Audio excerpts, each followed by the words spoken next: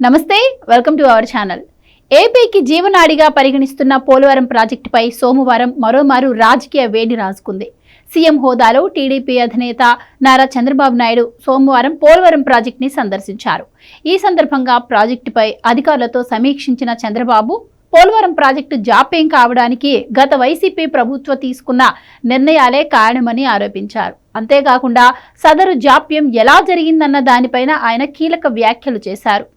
జగన్ సర్కార్ అసంబద్ధ నిర్ణయాల కారణంగా ఎప్పుడో పూర్తి కావాల్సిన పోలవరం నిర్మాణంలో తీవ్ర జాప్యం జరిగిందని, ఆ తప్పుల కారణంగా ఏకంగా 15,000 కోట్ల మేర నష్టం జరిగిందని చంద్రబాబు ఆరోపించారు.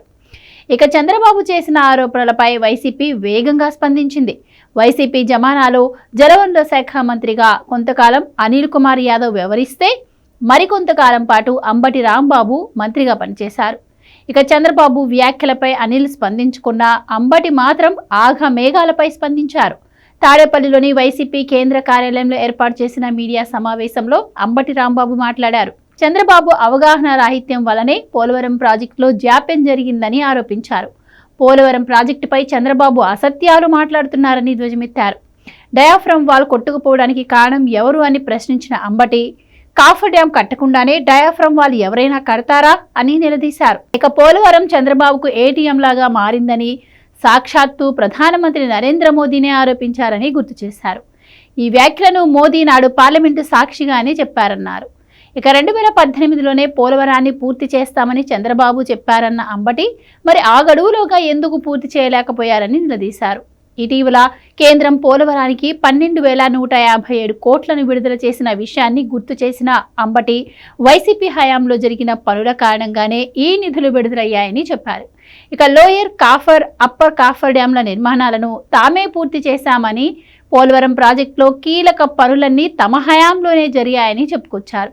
ఇక చంద్రబాబు వ్యాఖ్యలు, వాటికి ప్రతిగా అంబటి రాంబాబు కౌంటర్లు విన్నంతనే గతంలో పోలవరం ప్రాజెక్టుపై రాంబాబు చేసిన పలు వ్యాఖ్యలను జనం గుర్తు చేసుకుంటున్నారు.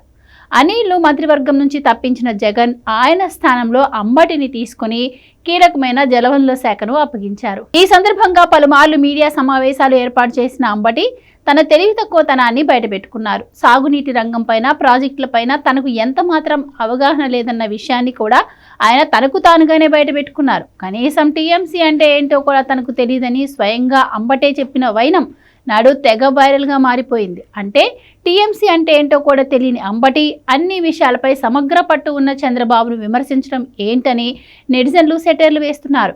ఇక చదువురాని వ్యక్తులకు పదవులిస్తే ఇలాగే ఉంటుందని చాలా మంది నేతలు అంబటి తీరుపై మండిపడుతున్నారు.